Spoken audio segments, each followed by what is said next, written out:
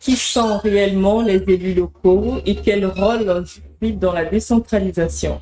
Pour en parler, nous recevons ce soir sur les plateaux de Tchilika Média un conseiller local. Bonsoir à toutes et à tous. Place à la grande interview.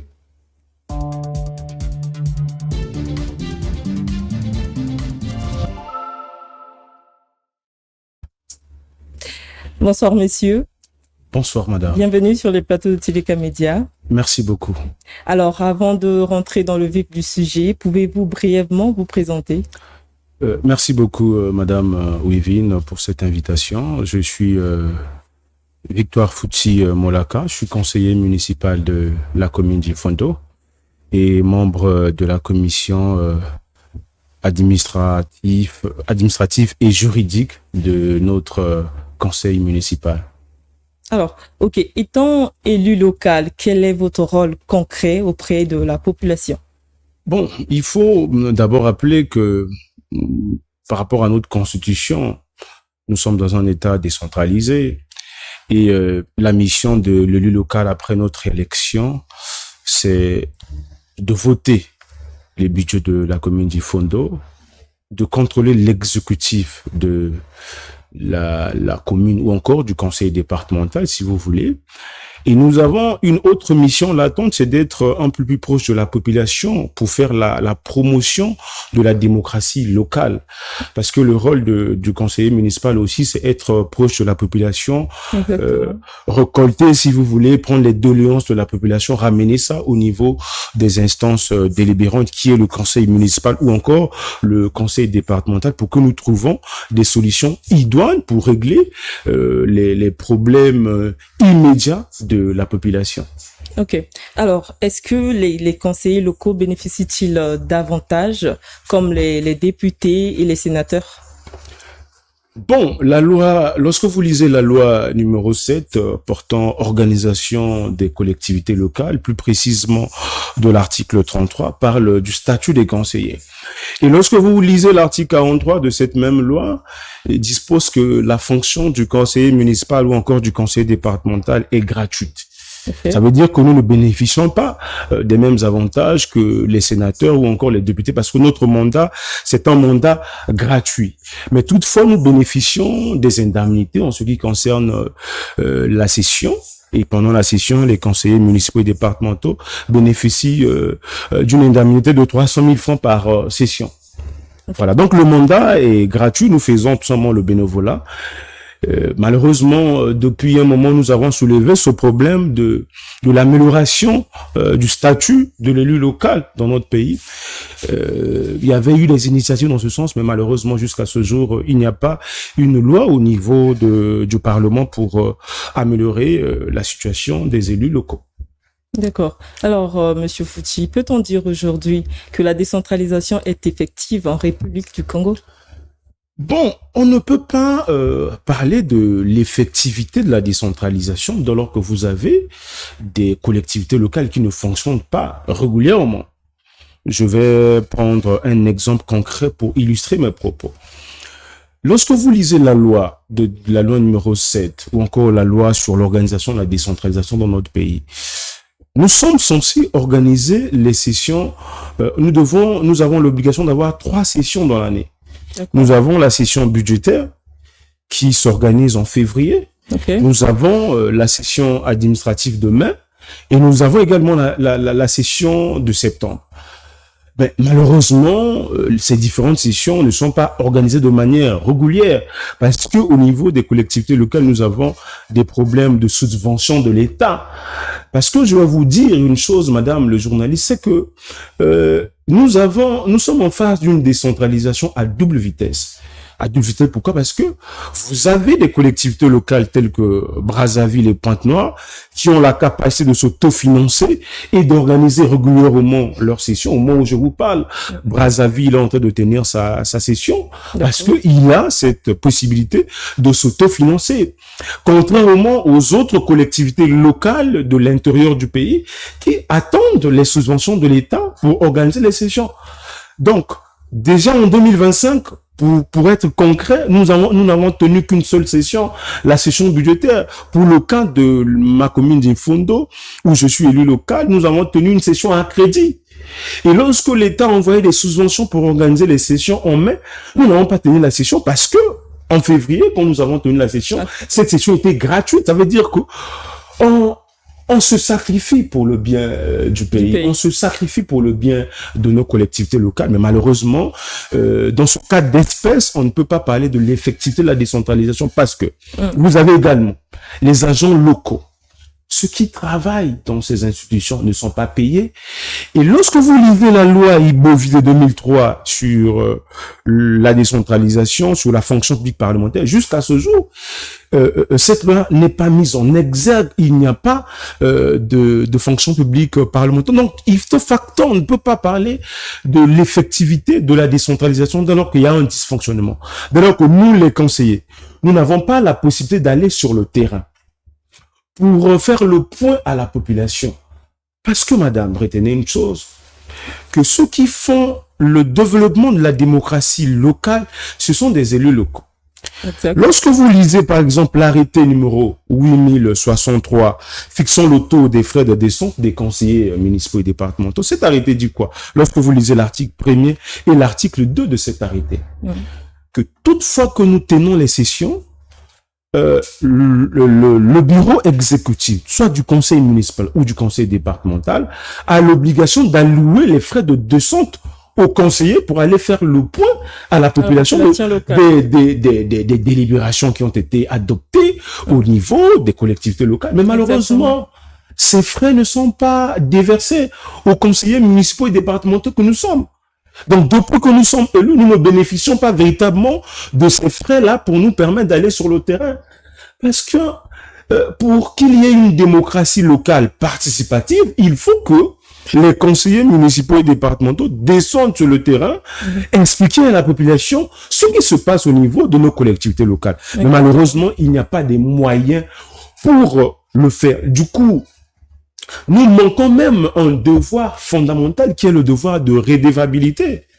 Parce que lorsque vous êtes acteur politique, madame, lorsque la population vous a fait confiance, vous avez l'obligation d'aller faire le point à la population de ce qui se passe au niveau de votre collectivité locale. Mais malheureusement, faute de moyens, les élus locaux n'ont pas cette possibilité d'aller sur le terrain pour faire le point à la population de ce qui se passe. Et même voir s'il y a des déléances au niveau, parce que toutefois que vous descendez sur le terrain, vous avez l'obligation de rédiger un rapport que vous emmenez au niveau de l'instance délibérante qui est le conseil municipal et ensuite géré par le présidium du conseil municipal ou du conseil départemental pour parler des violences de la population. Mais malheureusement, nous n'avons pas la possibilité d'aller sur le terrain faute de moyens. Donc du coup, on ne peut pas parler véritablement de l'effectivité de la décentralisation parce que nous n'arrivons pas à exercer véritablement notre mission en tant qu'élu local. Alors, selon vous, qu'est-ce qui bloque cette effectivité-là? Il faut tout simplement dire que ce qui bloque d'abord l'effectivité de la décentralisation, c'est la volonté politique. La volonté politique, pourquoi? Parce que je vais faire une petite historique de la décentralisation. En réalité, la décentralisation commence au vrai sens du mot dans les années 92. Parce que lorsque vous lisez la Constitution de 92, c'est dans cette Constitution que le président Pascal Lissouba, à l'époque, et son gouvernement, on va ériger la décentralisation de manière un peu constitutionnelle. C'est-à-dire le Constitution de l'époque a érigé la forme administrative en insérant bien sûr la décentralisation comme mode de gestion. Ça a été réitéré après la guerre de 92, ça a été réitéré par la loi Ibovi. Après, nous avons eu l'adoption d'une nouvelle constitution de 2015, du 25 octobre 2015. Et dans cette constitution, lorsque vous lisez l'article 1er, on vous dit que la République du Congo, c'est un État unitaire, laïque, indivisible et décentralisé. Ça veut dire que la décentralisation est constitutionnalisée. Et dès lors que vous avez une décentralisation qui est constitutionnalisée, ça veut dire que les dirigeants devaient mettre en place les moyens pour booster le développement local. Parce que dans d'autres cieux, le gouvernement central ne peut pas tout faire.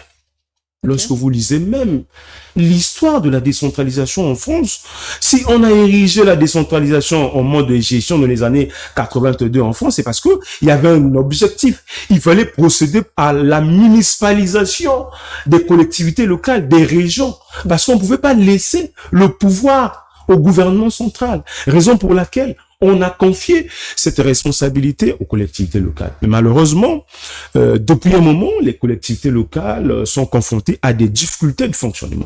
Donc ça, c'est la première hypothèse. Il y a d'abord un manque de volonté de la part du pouvoir central. La deuxième difficulté, encore la deuxième hypothèse sur cet dysfonctionnement, encore la non-effectivité de cette décentralisation, c'est lié aussi aux dirigeants locaux. Aux dirigeants locaux, j'allais dire. C'est-à-dire que ceux qui dirigent les mairies ou encore les conseils départementaux, la plupart le dirigent de manière opaque. Moi, je vais vous prendre un exemple très simple. Récemment, la commune d'Ifondo, où je suis conseiller municipal, nous avons bénéficié des frais d'allocation de 500 millions pour... si vous voulez, pour la municipalisation de la commune d'Ifondo, pour nous permettre de régler les premiers besoins de la population, notamment paviner les voies d'Ifondo, si vous voulez, faire de sorte que la population puisse boire de l'eau potable en érigeant ce qu'on appelle par le nom chap, mais ça va arriver pour permettre à la population de boire les forages. Les forages, voilà, les forages, ainsi de suite. Mais lorsque vous suivez le déroulé de ces allocations où l'État a alloué aux collectivités locales, le maire de la ville qui gère ces fonds, il ne fait pas un appel d'offres. Parce que lorsque vous lisez notre code de marché public de 2009, on vous dit que toute collectivité publique, dès lors qu'il a des fonds qui dépassent 50 millions, il a l'obligation de faire un appel d'offres. Ça vous permet de gérer les collectivités locales avec beaucoup de transparence. Mais malheureusement, ça se fait pas. Et ça se fait de manière opaque. Et on vous dit, quand vous suivez, vous voyez même les travaux qui ont été réalisés, ça n'équivaut pas à 500 millions. Donc, non seulement il y a le manque de volonté de la part du pouvoir central, mais il y a aussi l'absence d'une véritable politique locale de la part de ces dirigeants de ces collectivités locales-là, qui sont dans la plupart dans la gabegie financière, dans la gestion opaque, parce que lorsque vous lisez la loi de 2017 sur la transparence, madame, lorsque vous gérez une collectivité locale, vous avez l'obligation de transparence, et l'obligation de transparence passe entre autres par les appels d'offres. Vous avez ici des présidents des conseils municipaux et départementaux. Après avoir bénéficié de ces allocations-là, ils sont devenus comme des entrepreneurs. Du coup, on ne peut pas faire émerger la décentralisation comme ça. Donc, il y a une responsabilité qui est partagée. Vous avez une responsabilité du pouvoir central qui n'a pas véritablement la volonté de booster la décentralisation. Et vous avez la responsabilité des dirigeants locaux qui, lorsqu'ils reçoivent le minimum que le gouvernement envoie, ils le gèrent un peu de manière opaque en ne respectant pas les procédures légales prévues par les lois de la République. Ok. Alors, quelle approche politique pourrait sortir notre pays de la crise actuelle? Bon, l'approche politique. Il faut dire tout simplement que si nous voulons que le pays sorte un peu de cette crise, c'est d'abord une question de volonté. Moi, je vais vous prendre un exemple très simple. Il faut aussi commencer par réduire le train de vie de l'État. Si vous ne réduisez pas le train de vie de l'État, comment devez-vous sortir de cet endettement aujourd'hui qui accable notre pays? Il faut d'abord commencer par ça. Au moment où nous avons, je ne comprends pas le pouvoir actuel, au moment où nous avons les difficultés pour gérer d'abord les 12 départements que nous avons, on crée encore d'autres départements. Donc, on crée encore d'autres charges à la République. Et ensuite, il faut lutter contre la corruption. La corruption qui a été érigée en système de gestion. Aujourd'hui, nous sommes dans un pays où vous avez des agents publics qui sont même plus riches que l'État. Mais au vu aussi de tout le monde. Parce que dans un pays comme le nôtre, madame, l'enrichissement illicite est devenu un mode normal dans un pays. Vous avez un agent public qui arrive à construire des maisons ici et là, on ne contrôle pas. Donc du coup, il faut qu'il y ait de la volonté politique. S'il n'y a pas de volonté politique, il sera difficile pour nous de sortir de cette crise. Maintenant, pour faire un peu le parallèle avec notre sujet qui est lié aux collectivités locales, il faut tout simplement dire que si on veut aujourd'hui régler un certain nombre de choses en ce qui concerne les collectivités locales. Pour le cas de mon département de la Likwala, par exemple, nous avons beaucoup de sociétés dans la Likwala. Okay. Mais malheureusement, ces sociétés n'ont pas leur siège dans la ville mère de la Likwala, qui est Infondo. Il faut à un moment donné commencer par obliger toutes les sociétés d'avoir leur direction dans la commune d'Infondo, qui est la capitale du département de la Likwala. Okay. Ça va faire de sorte que ça va créer des emplois dans la commune d'Infondo.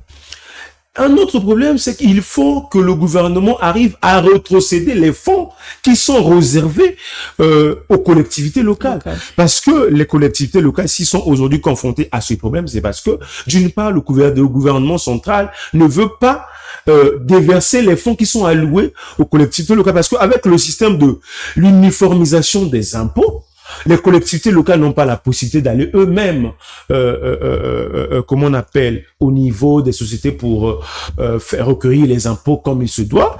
Mais il faut passer par la direction départementale de l'impôt qui relève du pouvoir central, parce que le système uniforme, ça veut dire que quand le gouvernement arrive à amasser tous ces fonds, ils doivent verser les fonds qui sont réservés aux collectivités locales. Mais malheureusement, ces fonds ne sont pas réservés, ne sont pas reversés aux collectivités locales. Du coup, il y a ce problème de rétrocession. Voilà. D'accord. Ok. Bon, nous sommes presque à la fin de notre émission, mais justement, avant de terminer, quel message, monsieur le conseiller, quel message pouvez-vous adresser à la population locale? Quel message vous adressez à la population locale? Bon, le message, c'est d'abord un message d'espoir, parce que moi, de nature, je suis pas quelqu'un de pessimiste. Je pense qu'avec un peu de volonté, nous pouvons changer ce pays. Et le message, c'est un message d'espoir dans la mesure où nous avons la possibilité de régler les problèmes immédiats de la population avec un peu de volonté. Les fonds qui sont alloués à nos collectivités locales, nous devons véritablement gérer pour régler le problème d'électricité, les problèmes d'eau potable, les problèmes des routes, parce que c'est aussi notre mission en tant que collectivité locale. Maintenant, la sonnette de l'alarme, c'est aussi au niveau du gouvernement central de faire de sorte que les collectivités locales tiennent régulièrement leur session. Parce que parfois, on nous condamne en tant que conseiller municipal le fait que nous ne descendons pas souvent sur le terrain, mais parfois, c'est pas de notre faute. Parce que, comme je vous ai dit tantôt, nous avons la loi qui est claire que toutefois que les conseillers participent à des sessions, ils ont l'obligation de descendre sur le terrain pour aller faire le point à la population, parce que c'est un devoir de redevabilité. Mais malheureusement, nous n'avons pas la possibilité, parce que nos conseils municipaux et départementaux ne nous donnent pas suffisamment les moyens pour aller sur le terrain. Parfois, vous êtes obligés, avec les maigres 300 000 fonds de session qu'on vous donne en tant que conseiller municipal, d'enlever un petit 200 000 ou un petit 150 000, d'aller sur le terrain, discuter avec la population. Et avec la mauvaise culture qu'on a inculquée à la population, que une fois que vous êtes en face d'un homme politique, il faut donner l'argent de bière, de tiges. Donc, nous sommes confrontés à ces difficultés. Et un autre écrit, c'est que le gouvernement doit faire un effort d'améliorer les statuts de conseiller. Parce que le conseiller municipal ou encore le conseiller départemental, c'est quand même la première fonction politique dans un État. Parce que, madame, j'ai oublié de dire à la population, c'est le conseiller qui vote les sénateurs. D'accord, effectivement. Donc, si vous avez ici les grands électeurs, il faut quand même les responsabilités. Mais la seule façon de responsabiliser ces élus locaux-là, c'est aussi d'améliorer leurs conditions. Mais du coup, nous aussi, nous devons prendre notre responsabilité en tant que conseiller municipal. Notre mission, nous devons l'exécuter en bonne et due forme. Et nous allons voir, à la longue, nous allons changer les choses dans notre département. Mais c'est un message d'espoir que la population puisse nous faire confiance. Nous allons changer un jour ce pays. Alors, merci beaucoup, Monsieur Fouti, pour ces éclairages. Et à vous, chers internautes, je vous dis également merci pour votre fidélité. On se dit à très bientôt pour une nouvelle émission. Merci.